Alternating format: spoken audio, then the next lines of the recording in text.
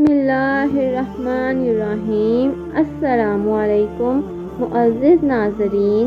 लोगों ने एक दफ़ा हज़रत इब्राहीम अल-बलखी रहमतुल्लाह अलैह से सवाल किया, क्या वजह है अल्लाह ताला हमारी दुआएं कबूल क्यों नहीं फरमाता?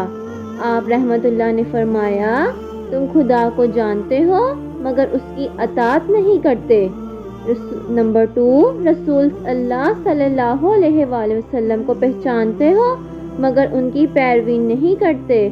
नंबर 3, कुरान करीम पढ़ते हो मगर उस पर अमल नहीं करते। नंबर 4, अल्लाह ताला की नेमत खाते हो मगर शुक्र अदा नहीं करते। नंबर 5, जानते हो जन्नत अताअत करने वालों के लिए है मगर उसकी तलब नहीं करते। नंबर 6, दोज़ख गुनाहगारों के लिए है मगर उससे नहीं डरते।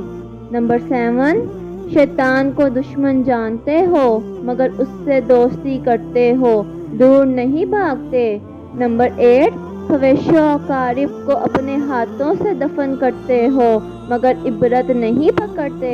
नंबर 9, मौत को बरहक जानते हो मगर आफियत का कोई सामान नहीं करते।